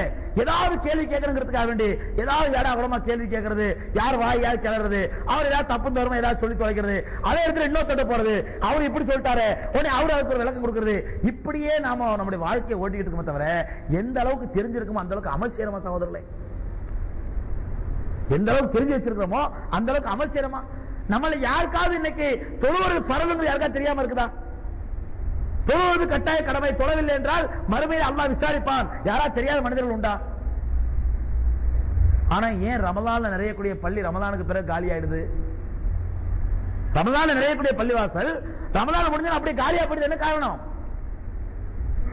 சகோதரர்களே? அப்ப தெரியணுங்கிற ஆசை இருக்குது, ஆனா அமல் செய்யணுங்கிற ஆசை இல்லை. என்ன பிரயோஜனம் அதுல? பெருமானார் ஸல்லல்லாஹு அலைஹி சொல்றாங்க, அல்லாஹும்ம இன்னி அஊது பிக மின் ஐனின் லா தத்மா, யா அல்லாஹ் உன்னுடைய அச்சத்தினால் அழாத கண்களை விட்டு உன்னிடத்தில் பாதுகாப்பு தேடுகிறேன். கண் இருந்து அந்த கண் உன்னுடைய அச்சத்தினால் அளவில்லை என்றால் அந்த கண்ணே எனக்கு வேண்டாம். வமின் கல்பின் லா தக்ஷா, இதயம் இருந்து அந்த இதயம் உன்னுடைய அச்சம், அந்த இதயத்திலே உன்னுடைய அச்சம் வரவில்லை என்றால், அந்த இதயத்திலே உன்னுடைய பயம் வரவில்லை என்றால் அந்த இதயமே எனக்கு தேவையில்லை. நபி ஸல்லல்லாஹு அலைஹி சொல்றாங்க, அல்லாஹும்ம இன்னி அஊது பிக மின் ஐனின் லா தத்மா வமின் கல்பின் லா யக்ஷா வமின் துஆஇன் லா முஸ்தஜாபு லஹா வமின் இல்மின் லா யுன்ஃபா பிஹா. யா அல்லாஹ் பயனடையாத கல்வியை விட்டு நான் பாதுகாப்பு தேடுகிறேன். நல்ல கல்வி ஞானம் இருக்குது. இந்த ஆயத்து இந்த இடத்துல வருதுங்க. 32வது வசனத்துல 24 ஆயத்து எடுத்து பாருங்க, 42வது அத்தியாயத்துல 74 ஆயத்து எடுத்து பாருங்க, 85வது அத்தியாயத்துல 112வது ஆயத்து எடுத்து பாருங்க. அதுல அல்லாஹ் என்ன சொல்றான் பாருங்க, எல்லாம் தெரியும் ஆனா அமல் மட்டும் இல்லை. அல்லாஹ் சொல்றான் மஸலுல் லதீன ஹும்மிலு தௌராத ثم لم يحملوها كمثل الحمار يحمل اسفارا. யார் வேதத்தை சுமந்து கொண்டு வேதத்தை ஏற்றுக்கொண்டு அந்த வேதத்தின்படி நடக்கவில்லையோ அவர்கள் புத்தகம் சுமக்கக்கூடிய கழுதைகளை போன்றவர்கள். அல்லாஹ் சொல்றான் கமஸலில் ஹிமாரி யஹ்மில் அஸ்ஃபாரா, பெரும் பெரும் புத்தகங்களை சுமக்கக்கூடிய கழுதைகளை போன்றவர்கள். கழுதை புத்தகங்களை சுமக்கும், ஆனா புத்தகத்தில் என்ன இருக்குது அது தெரியுமா? அது புரியுமா என்ன இருக்குது? சகோதரர்களே, அந்த மாதிரி சமுதாயமாக நாம் ஆகிவிடக்கூடாது. எதை தெரிஞ்சுக்கிறோமோ அதன்படி அமல் செய்ய வேண்டும் என்ற அந்த அற்புதமான பாடத்தை இப்னு அப்பாஸ் ரலியல்லாஹு தஆலா வாழ்க்கை மூலமா அல்லாஹ் சுப்ஹானஹு வ தஆலா கற்றுக் கொடுத்திருக்கிறான். சகோதரர்களே, இப்னு அப்பாஸ் ரலியல்லாஹு தஆலா இன்னும் அவங்களுடைய புலமையை பற்றி நிறைய பேசலாம். ஒரு முறை ஹஜ்ரத் இப்னு அப்பாஸ் ரலியல்லாஹு அன்ஹு ஏத்திகாஃப்ல இருக்காங்க பள்ளிவாசல்ல. அப்ப ஏத்திகாஃப்ல இருக்கும் பொழுது ஒரு மனிதர் வர்றாரு, இப்னு அப்பாஸ் சந்திக்கிறதுக்காக ஒரு மனிதர் வர்றாரு. வெளியில இருந்து வந்த பாவம் ரொம்ப வாடிய முகத்தோட கவலையோடு இருக்கிறாரு. அப்ப இப்னு அப்பாஸ் ரலியல்லாஹு கேக்குறாங்க, என்னப்பா என்னாச்சு, ஏன் வாடி போய் இருக்கிறேன்னு சொல்லி. அப்போ அவர் சொல்றாரு, சகோதரரே, நான் வந்து ஒருத்தர் கடன் கொடுக்க வேண்டியது, அவர் என்னை போட்டு ரொம்ப தொந்தரவு படுத்துறாரு. ஆனா அல்லாஹ் மேல ஆணையா எனக்கு கொடுக்கறதுக்கு எனக்கு சக்தி இல்லை. நான் எப்படி என்னுடைய மானத்தை காப்பாத்திக்கிறேன்னு எனக்கு தெரியல. நான் பெரிய கடன் தொழில மாட்டிட்டு இருக்கிறேன், அதனாலதான் இவ்வளவு வாட்டத்தோடு இருக்கிறேன் அப்படின்னு சொன்ன உடனே இப்னு அப்பாஸ் ரலியல்லாஹு அவர் நிலைமையை பார்த்து இறங்கிடுறாங்க. அவர் நிலைமையை பார்த்து ரொம்ப இறக்கப்பட்டு சொல்றாங்க, சரி அந்த மனிதர்கிட்ட நான் வேணா கொஞ்சம் பேசவா, உனக்கு தவணை தர சொல்லி நான் வேணா வந்து பேசவா அப்படின்னு கேட்கறாங்க. கொஞ்சம் பேசி பாருங்களேன் அப்படிங்கிறாங்க. உடனே இப்ப நான் அப்பாஸ் ரலியல்லாஹு அன்ஹு அவசரமா செருப்பத்துக்கு பாட்டிட்டு பள்ளியாசல் வெளியே போறாங்க. உடனே கூட இருக்க ஏத்திகாஃப் இருக்கிறவங்க ஓடி வந்து கேட்கறாங்க, இப்னு அப்பாஸ் எங்க போறீங்க, ஏத்திகாஃப் இருக்கிறீங்க, நீங்க ஏத்திகாஃப் இருக்கீங்க, பள்ளியை விட்டு வெளியே போறீங்களா அப்படின்றாங்க. உடனே இப்னு அப்பாஸ் சொன்னாங்க, வல்லாஹி மா சமிஅது வல்லாஹி சமிஅது மின் அஹ்லி ஹாதல் கபர், இந்த கபருக்கு சொந்தக்காரர் இடத்துல நான் கேட்டிருக்கிறேன். ரசூலுல்லாஹி ஸல்லல்லாஹு அலைஹி வஸல்லம் கபரை காட்டுறாங்க, மஸ்ஜித் நபவியில பெருமானார் ஸல்லல்லாஹு அலைஹி வஸல்லம் கபரை காட்டுறாங்க. இந்த கபருக்கு சொந்தக்காரர் இடத்துல நான் கேட்டிருக்கிறேன்னு சொல்லிட்டு அழுகுறாங்க. அந்த வார்த்தை சொன்ன அழுறாங்க. அழுது சொல்றாங்க, ரசூலுல்லாஹி ஸல்லல்லாஹு அலைஹி வஸல்லம் நான் கேட்டிருக்கிறேன், என்ன தெரியுமா, மன் மஷாலி ஹாஜத்தி மினல் முஸ்லிமீன மின் அஹீஹி, யார் ஒருவர் தன்னுடைய முஸ்லிமான சகோதரனுடைய தேவையை நிறைவேற்றுவதற்காக வேண்டி வெளியே புறப்படுகிறாரோ, தன்னுடைய முஸ்லிமான சகோதரனுடைய தன்னுடைய தேவை இல்லை, தன்னுடைய சகோதரனுடைய தேவை, அடுத்தவனுடைய வேலையா, அதாவது சமுதாயத்தை ஹிதமத் செய்யறதுக்காண்டி பணிவிடை செய்யறதுக்காண்டி யாரை வீட்டை விட்டு புறப்படுகிறாரோ, அன்னமா யாத்தகிஃபு அஷர சிரீன், அவர் 10 ஆண்டுகள் ஏத்திகாஃப் இருந்த நன்மையை அல்லாஹ் கொடுக்கின்றான். 10 ஆண்டுகள் ஏத்திகாஃப் கொடுத்த இருந்த நன்மையை அல்லாஹ் கொடுக்கின்றான் அப்படின்னு சொல்லிட்டு, ஒரு இரவு மை யாத்தகிஃபு ஃபீ யௌமின் வ லைலத்தின், யார் ஒரு நாள் ஒரு இரவு பள்ளிவாசலில் ஏத்திகாஃப் இருப்பாரோ, ஒரு நாள் ஒரு இரவு யார் பள்ளிவாசலில் ஏத்திகாஃப் இருப்பாரோ, ஜஅலல்லாஹு பைனஹு வ பைனன் நார் ஸலாஸ கராதீக், அவருக்கும் அவருடைய நரக நெருப்பத்துக்கு மத்தியிலே, அவருக்கும் நரக நெருப்புக்கும் இடையிலே அல்லாஹ் 3 பள்ளத்தாக்குகளை ஏற்படுத்தி விடுகின்றான். 3 பள்ளத்தாக்குகளை ஏற்படுத்தி விடுகின்றான். ஃபீ குல்லி ஹந்தீகுன், ஒவ்வொரு பள்ளத்தாக்கும் வானத்திற்கும் பூமிக்கும் மத்தியில் உள்ள இடைவெளி உடையது. ஹஜ்ரத் இப்னு அப்பாஸ் சொல்றாங்க, அவ்வளவு பெரிய நன்மை அல்லாஹ் சுப்ஹானஹு வ தஆலா ஒரு இரவு ஒரு பகல் ஏத்திகாஃப் இருந்தாலே தரும் பொழுது, ஒரு சகோதரனுடைய தேவை நிறைவேற்றுவதற்காக வேண்டி வெளியே புறப்பட்டு போனா அல்லாஹ் சுப்ஹானஹு வ தஆலா 10 வருஷம் ஏத்திகாஃப் இருந்த நன்மையை தர்றான். அதனால எனக்கு இந்த ஏத்திகாஃப் முடிஞ்சு போவதுல தப்பு இல்லை, 10 வருஷம் ஏத்திகாஃப் இருந்த நன்மை கிடைக்கும் அப்படின்னு சொல்லி இப்னு அப்பாஸ் வெளியே போனாங்கன்னு சொல்லி அல்கமா ரலியல்லாஹு தஆலா அறிவிக்கிறாங்க.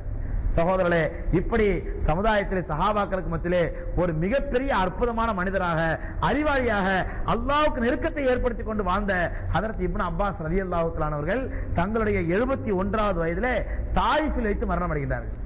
தாயிஃப் நகரத்தில் வச்சு அவங்க வஃபாத் அடைகிறாங்க.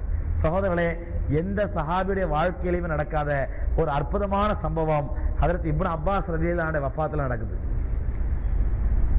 அந்த ஜனாசாவிலே கலந்து கொண்ட இப்னு அப்பாஸ் ரலியல்லாஹு அன்ஹு ஜனாசாவிலே கலந்து கொண்ட 70க்கும் மேற்பட்ட மக்கள் அறிவிக்கின்றார்கள். நான் நினைக்கிறேன், ஹஜ்ரத் என்ன ஹஜ்ரத் இவ்வளவு நாளா ஒழுங்கா சஹாபாக்கள் வரலாறு சொல்லிட்டு இருந்தீங்க, இன்னைக்கு கப்ஸா விட ஆரம்பிச்சு நினைக்காதீங்க சகோதரர்களே. 70க்கும் மேற்பட்ட அறிவிப்பாளர் அறிவிக்கின்றார்கள்.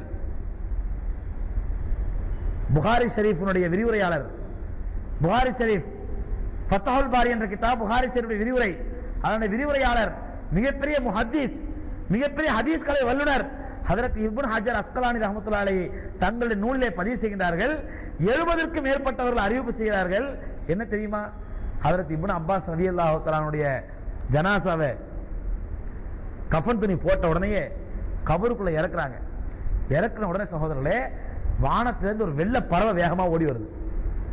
வெள்ளை பறவை வேகமா பறந்து வந்து அவங்களோட ஜனாசா அந்த கஃனுக்குள்ள நுழைஞ்சிக்குது. கஃனுக்குள்ள நுழைஞ்ச உடனே சுத்தி இருக்கிறவங்க பாக்குறாங்க, என்னடா இது, ஒரு வெள்ளை பறவை வந்துச்சு அவங்களோட கஃனுக்குள்ள நுழைஞ்சிருச்சு, என்னாச்சுன்னு சொல்லி மறுபடியும் கஃனெல்லாம் பிரிச்சு பாக்குறாங்க. அந்த பறவை பறந்து போச்சா இல்ல உள்ளே இருந்துச்சா என்னாச்சுன்னு எங்களுக்கு தெரியல. 70க்கும் மேற்பட்ட சஹாபாக்கள் அறிவிக்கிறார்கள். அவன ஜனாசாவில் கலந்து கொண்ட 70க்கும் மேற்பட்டவர் அறிவிக்கிறார்கள், நாங்கள் ஒரு வெள்ளை பறவையை பார்த்தோம், அது அப்படியே பறந்து வந்து ஹஜ்ரத் இப்னு அப்பாஸ் ரலியல்லாஹு அன்ஹுடைய அந்த கஃன் துணிக்குள்ள பூந்துக்கிடுச்சு. அப்புறம் பார்த்தோம் அந்த பறவை எங்க போச்சுன்னே தெரியல, காணா போயிடுச்சு அந்த பறவை. அடக்கம் செஞ்சு முடிஞ்ச பிறகு அவனுடைய கபூர்ல இருந்து ஒரு சத்தம் வந்துச்சு. அடக்கம் செஞ்சு முடிச்ச பிறகு அவன் கபூர்ல இருந்து யாரோ ஓதுற சத்தம் கேட்டுச்சு. என்ன தெரியுமா? யா ஐயத்துவன் நஃப்ஸுல் முத்மஇன்னா, ஓ நிம்மதி அடைந்த ஆன்மாவே, யா ஐயத்துவன் நஃப்ஸுல் முத்மஇன்னா இர்ஜிஇ இலா ரப்பிகி ராதியத்தன் மர்லியா, நிம்மதி அடைந்த ஆன்மாவே உம்முடைய ரப்பின் பக்கம் நீ சந்தோஷமான நிலையில திரும்பி செல், உன் ரப்பிடத்தில் திரும்பி செல் சந்தோஷமான நிலையில என்ற வசனம் யாரோ ஓதுவது போன்று கேட்டது. அந்த வசனம் தான் எங்க காதில் எழுந்துச்சு தவிர யார் ஓதுனான்னு எங்களுக்கு தெரியல என்று 70க்கும் மேற்பட்ட சஹாபாக்கள் அறிவிக்கின்றார்கள். இந்த மாதிரி ஒரு அற்புதம் வேறு எந்த சஹாபியுடைய வாழ்க்கையில் நடக்கல. அந்த அளவுக்கு மார்க்க ஞானத்தை கற்றுக்கொண்டு அதன்படி வாழ்க்கை நடத்தினார்கள். தங்களுடைய இளமை பருவத்திலேயே, தங்களுடைய வாலிப பருவத்திலேயே அல்லாஹ்வுடைய தீனுக்காக வேண்டி அர்ப்பணித்து மார்க்க ஞானத்தை கற்றுக்கொள்வதிலும் அந்த மார்க்க ஞானத்தை மற்றவர்களுக்கு எத்தி வைப்பதிலும் தங்களுடைய வாழ்க்கையை அர்ப்பணம் செய்த இப்னு அப்பாஸ் ரலியல்லாஹு அன்ஹு வாழ்க்கையிலே அல்லாஹ் நமக்கு ஒரு மிகச்சிறந்த படிப்பினை வைத்திருக்கிறான். நாமும் மார்க்க ஞானத்தை தெரிந்து கொள்ள வேண்டும், தெரிந்து அதன்படி அமல் செய்ய வேண்டும். சகோதரர்களே, ரப்புல் ஆலமீன் எந்த விஷயங்களை பேசணுமோ எந்த விஷயங்களை கேட்டோமோ அதன்படி அமல் செய்ய தௌஃபீக் தந்தருள்வானாக. வெறும் பயான் கேட்கக்கூடிய கூட்டமாக, பயான் பண்ணக்கூடிய கூட்டமாக அல்லாஹ் நம்மை ஆக்காமல் ஏதோ ஒரு காதல வாங்கணும் இந்த கால விட்டோம் என்று அந்த மாதிரி ஒரு செவிட்டு கூட்டமாகவோ குருட்டு கூட்டமாகவோ அல்லாஹ் நம்மை ஆக்காமல் எதை கேட்கின்றோம். சுப்ஹானல்லாஹி பிஹம்திஹி சுப்ஹானக்கல்லாஹும்ம பிஹம்திக அஷ்ஹது அல்லா இலாஹா இல்லா அன்த நஸ்தக்ஃபிருக வ நத்தூபு இலைக்.